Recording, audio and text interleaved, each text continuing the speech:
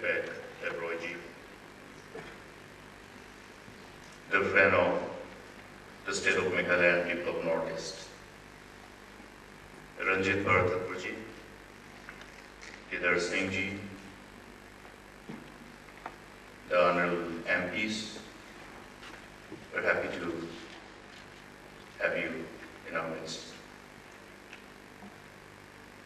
All our distinguished delegates, participants from Bangladesh, Bhutan, Japan,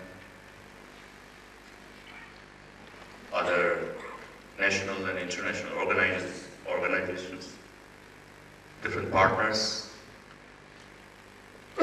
representatives from the various corporate houses, friends from media, and ladies and gentlemen.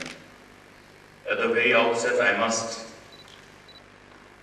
thank and congratulate Vicky for dreaming big and for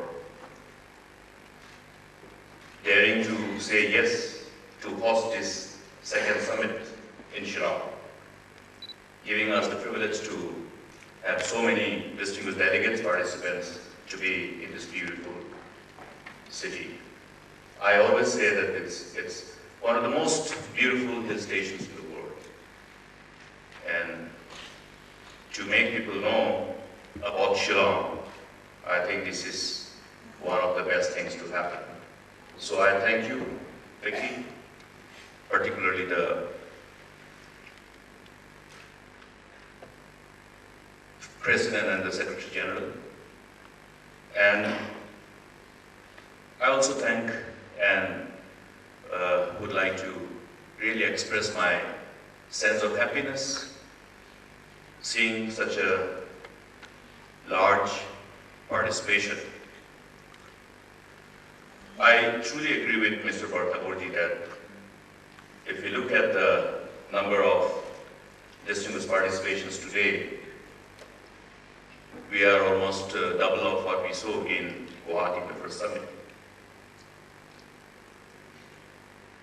Friends, this particular part of the world, I always used to refer to this particular part of the world as the untrodden area, therefore unexplored, therefore virgin, and therefore many untapped potentialities which can be reason for this kind of summit and which can be reason to ensure confidence amongst all our friends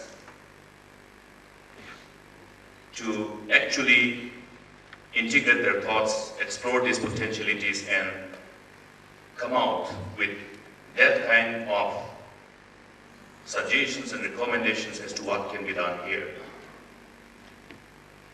I remember when Ranjit ji initially told me about the first summit last year, and the objective behind this.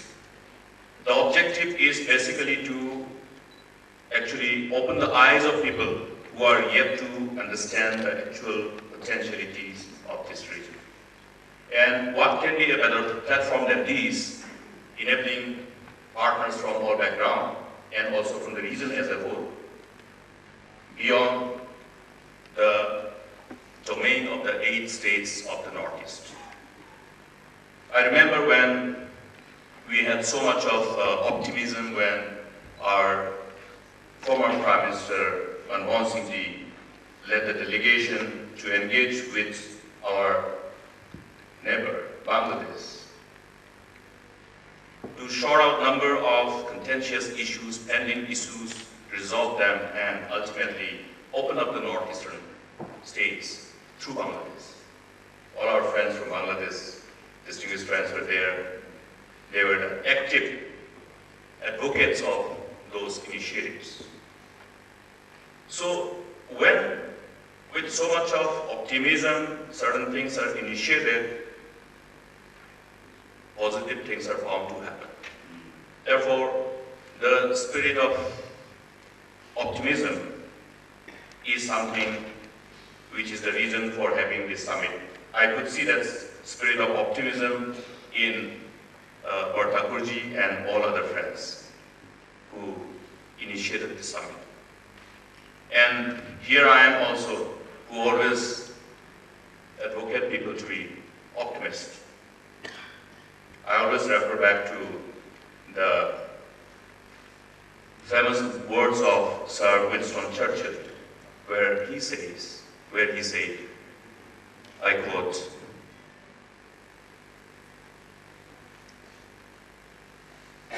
"A pessimist makes disaster out of every opportunity, but an optimist makes opportunity out of calamity." So there is a need for us, particularly the people who are connected with Northeast and who are here, who I'm sure have been able to understand the potentiality of this region, to have that kind of optimism, understanding the potentiality of this region. The potentiality revolves around the region's untapped natural resources and the human resources. The rich culture, the rich biodiversity, the way of life of the people, and its long international border, of which my state shares approximately 443 kilometers. 5,000 plus border with China, with Myanmar and Bhutan and Bangladesh. It's a long international border for an area which comprises around 8% of the total area of the nation. But the huge diversity in respect of the culture, way of life, and the natural resources. I would like to share with you certain things which probably many of our friends are yet to know in respect of Meghalaya. We are very proud to have one of the biosphere hotspots captured by UNESCO as well, and which is referred to as the natural gene bank of cypresses. That's Nokrek biosphere in western part of my state. And also the link between the Hindu mythology and the state of Meghalaya. That's about the Sanjivana Buddhi, which was sourced from Balpakra, which is national park now. That's in the southern slope of the state overlooking Bangladesh, which receives continuous strong winds. That's why it's named as Balpakra. It's the actual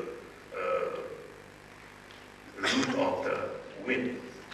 And that's, again, claimed by us and our people as the natural gene bank of the herbs. Innumerable herbs.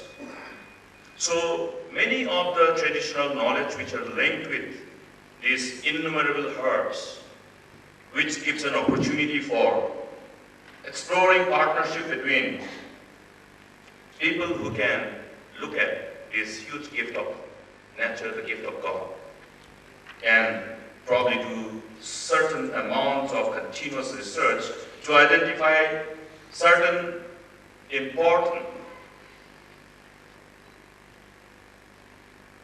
ingredient which can be good for the mankind as a whole. So recently, when I had the privilege of having an audience with a delegation from British government, the UK government, I talked about a partnership with a possible partnership with any of the institutions, with any of the research houses, who should be looking at the rich biodiversity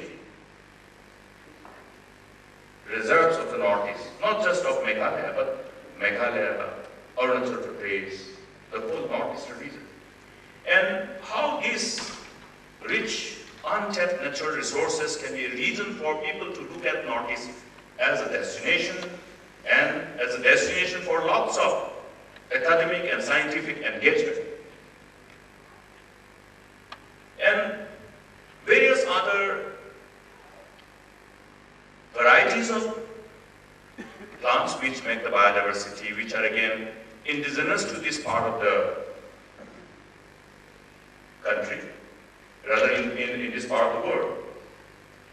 We started one ambitious program because we wanted the people to ensure that this rich biodiversity and the huge vegetative coverage that exists in this part of the world do not get depleted over the years because of various human activities. And therefore we wanted to find answers as to how we can tell people, look, it's always attractive to engage themselves in recreating the vegetative coverage, not for the purpose of contributing to the concern of regenerating the ever-depleting vegetative coverage, but even by doing so, linking it with some attractive livelihood option. And so we tried to find lots of answers, what are around, in fact, what are available in our own backyard. I ended up meeting one gentleman who helped one of the families who is linked with the royal families from Oman, who is a French national, and who helped one of the families to actually develop one high-valued, high-end perfume out of wood oil. And the products are being sold at around $300 plus. Because we are trying to look at how we can help our people to link with cosmetology, with so many varieties of herbs which are linked with anti-aging properties, etc., etc. Then I realized, oh yes, there are some plants which is indigenous to this part of the world, which I used to see as I was growing up as a child, which is the resin extracted from one particular plant, Equilaria malacensis, which we call popularly as agar plants. Agar plants, and then I got connected with the stories which I heard as I was growing up as a child, when my late mother told me that this particular plant grows mostly in South Garo Hills of Meghalaya. Now South Garo Hills, then it was, the difficult terrain along the Balpatra, along the southern slope of the western part of the state. And how there were many rich people amongst Garo tribe who became rich because of agar trading in the pre-independence era. After independence, this whole market was dislocated because of the partition and because of this region becoming a landlocked area. And today, when we look at the whole global market, which revolves around this agar and their products, which is around $6 billion market, and is growing by 20% every year. We see that countries like Cambodia, Myanmar, Thailand, Vietnam, Indonesia have actually captured this market, and they have the share of that over $6 billion market. We tried to find out, okay, what was the export order for these respective countries, and how many plants they will actually require to meet that kind of demand. And one of the countries' export total target, the quota that they had, needed 2 million of agar plants to be harvested to meet the demand. And when we looked at the whole background and the history of this business, it was linked with Assam, because Meghalaya was part of Assam. So when we looked at Assam, the Assam origin agar is the most sought after and considered as the priciest. From the perspective of quality, it's the most sought after quality. And when we looked at Assam, means ultimately it came to Garo Hills, which is the southern slope of Meghalaya, where this particular variety Equilibrium a la sensis actually originated from. And so we looked at the rules, policy backup. Of course, we have a very pathetic policy backup to enable the people to actually realize benefit out of these very precious plants, which can actually be a game changer in creating opportunities for millions of people. We looked at the laws, we looked at other aspects, because agar is actually listed as endangered species. And endangered species will only become extinct unless there is a policy to ensure that people are encouraged to plant them in their private farms, because otherwise it is exploited from the forest, which is illegal. So we came up with this policy decision, okay, let us start planting this and promoting people to plant them in the private farms with the appropriate policy support, where every farmer, every plot where they plant and every plant is identified, so that every plant that is grown and harvested is actually accounted for legally. And therefore, you can actually format the best business practices acceptable globally when we're dealing with endangered species. Now, why I'm telling this is because if one country has the order which required 2 million plants to be harvested, what share Meghalaya and the northeastern states, including Assam, can have? We talked with the potential partners who are instrumental in promoting this business, and they said 1 million plants. 1 million plant gives a business of around $1 billion. Half of that goes to the farmers. So my farmers will have enough money to buy your cars, to buy your electronic gadgets, educate their children, take care of all their needs. And that is where, certain good things actually create that attractivity of looking at this part of the world. Then we said, okay, these plants actually require a very conducive environment which revolves around the natural biodiversity that exists here, which includes, the necessity of having the kind of vegetative coverage, which includes bamboo and other indigenous plants. So we educated farmers. You got to do it, but you got to also be sure not to be overzealous and plant only these as a monocrop, because if there is no proper biodiversity created, it will not be infected by the fungus which required to infect it. Only then the resin gets developed. So there was a huge enthusiasm. We set a target of plantation of 1 million agar plants this year, and bamboo. Ultimately, we increased our sanction to 1.2 million saplings because there were too many people who were actually so eager to participate in this program. Now, Meghalaya's forest coverage, you will see, is over 70%. It's all because of the people, because the land belongs to the people. Therefore, unless people who are the owners of the land and the natural resources are actually involved to link them with some more remunerative livelihood opportunities through these activities, we will continue to have the problem of the migration of the people, thinking that living in the rural areas are not attractive.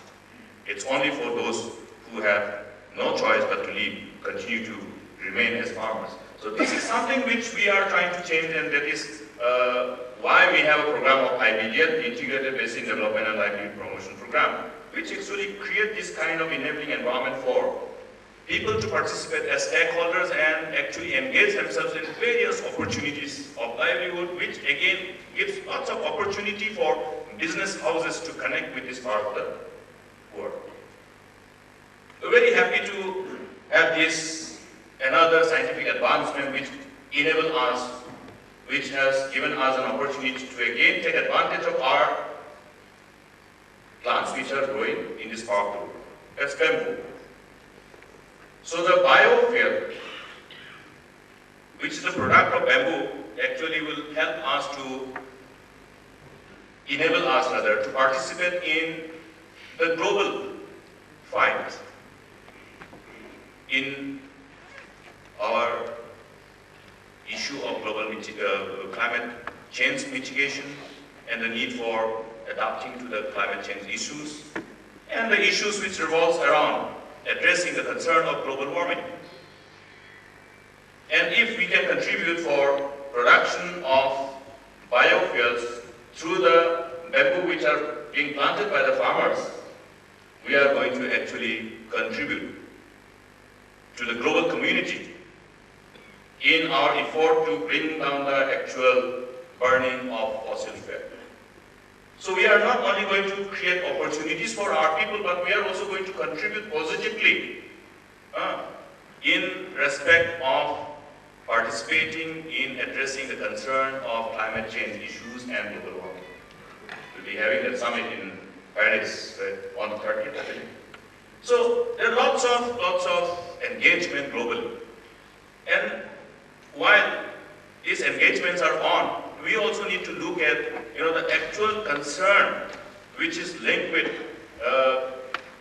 various other fallouts due to the human activities which ultimately result into global warming effect and climate change effect. And how by doing that we create opportunities, and by creating these opportunities we increase the opportunity for investment. I checked up the footfalls who are linked with landing in Thailand airport, Bangkok airport, only who are related to this business of agar. So from there they go to Cambodia, to Vietnam, to Myanmar. Ranjitji will definitely have an assessment of this so that we can actually encourage our friends from the aviation industry to look at Northeast, why they should not look at Northeast as a potential market which will grow very fast. 1,200 people is the average number of people who land every week in Thailand, only because of this business link with agar. So I'm just giving one part, but there are so many. Therefore, the issue of looking at the connectivity of the Northeast, which is crucial to again connect these untapped potentialities with the potential partners to take it forward and exploit the available potentiality of market. This summit becomes very relevant, and therefore I'm meant to understand that last year's engagement was very productive. It really generated lots of enthusiasm. It invoked lots of process of thinking from all concerned, including the state governments of this region and the union government, and also all other private players, including the financial institutions, the international financial institutions. I'm happy today that lots of financial institutions, including JICA, World Bank, they are already participating with both union government and the states of Northeast in respect of investment in creating connectivity, particularly the road sector and the power sector, and also in the inland waterways. You look at the opportunity that can be generated by this mighty, manly river, the only manly river, Brahmaputra. Massive river. It itself can be a game changer for the whole Northeast. I would like to therefore suggest that can we really dare to dream big in relation to harnessing the potentiality of water resources of the Northeastern region. Even earlier, when we didn't have so much of traffic intensity during the pre-independence days, these were the main modes of transportation to connect this part of the world. And post-independence, after the partition, obviously all these inland waterways were obliterated. The reason was because we had these borders, which were always and which continues to be referred to as forest borders, but not a border which has got activities of trade and commerce. Isn't it so? Isn't it so ironic for us that you have the borders which are referred to as borders, but they don't have any trade and commerce activity happening. So this is the time where we can definitely draw the attention of all concerned and really look forward to actually reach out to all the partners who are capable of synergizing or respecting strength in looking at this area as an opportunity provider. Now, when we look at this region, we have always advocated that we should not look at the states of Northeast in silo, because if you're looking at Meghalaya alone, I don't think we are so attractive for anybody to come and invest here. So the 8 states of the Northeast, we're happy to have our friends who are coming from Bhutan. We're happy that our friends from Bangladesh are always here participating in this kind of summit. In fact, they have been driving it along with the people of the Northeast rather than other friends from other parts of the country, from our own country. Along with the people of Northeast, it has been always the people of Bhutan, the authorities of Bhutan, people of Bangladesh, authorities of Bangladesh, and now we have the friends from Myanmar as well. And we need to go beyond, up to Thailand, up to Cambodia. And that is how we should look at when we are talking about the connectivity, Northeast and beyond. Northeast and beyond. But since it has to have an epicenter of activity, I'm sure Northeast becomes the epicenter of this activity for looking at the potentialities of connecting the nation through Northeast as a gateway and to reach out to all these neighboring potential nations and partners. I am happy that this is happening here, and we have taken some measures to convince Government of India, the concerned ministries, to look at the inland waterways as a priority area, and we are happy that it's happening. We also are happy to see that Government of India, on the basis of our persistent engagement with them, to further expeditiously complete the implementation of number of projects which are in the pipeline, have been able to tie up with number of international funding agencies, including World Bank and JICA. JICA has in fact taken up number of our national highways to be funded by their fund. So there's lots of good things happening, but there is a need for moving a little faster. And to move faster, we need to really create a buzz. We need to really make the noise on this particular important sector, region, and how we can actually look at our potential partners to really see this region as a potential region to participate and invest. I'm sure with the first railway line connectivity to Meghalaya, there are lots of enthusiasm created amongst the people of this hill state. Our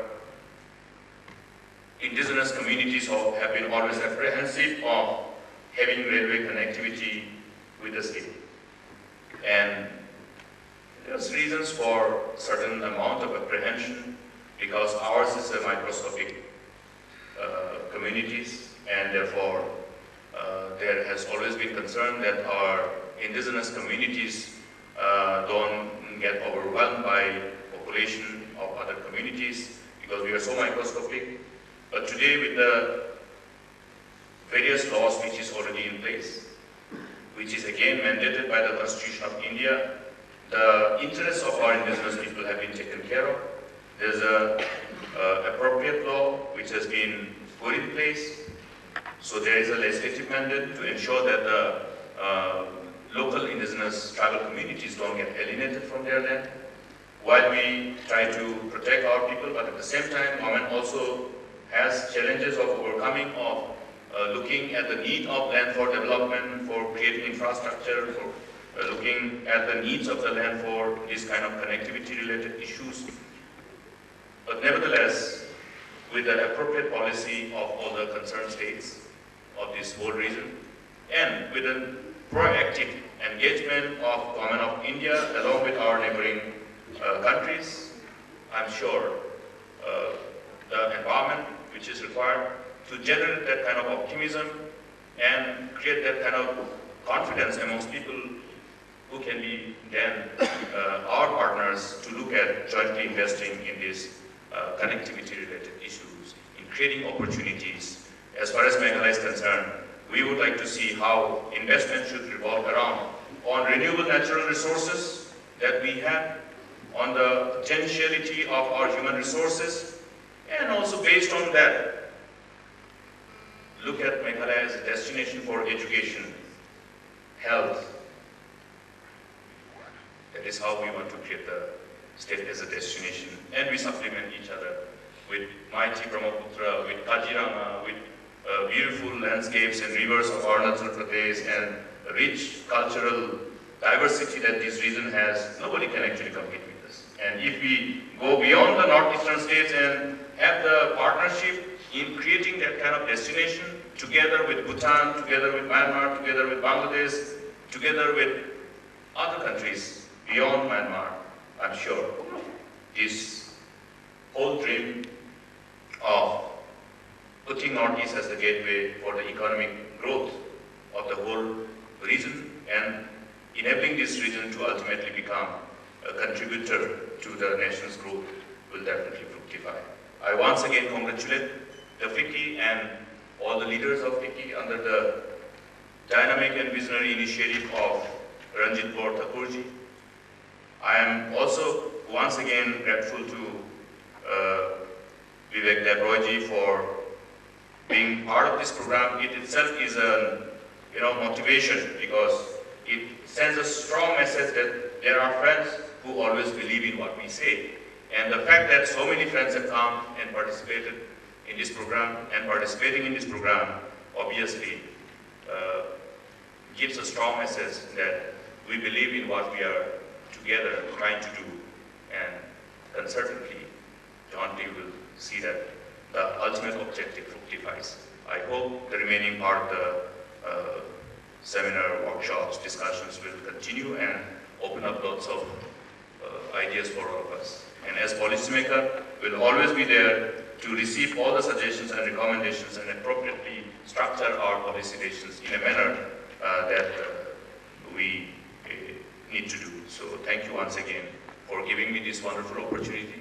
Thank you for coming to Meghalaya.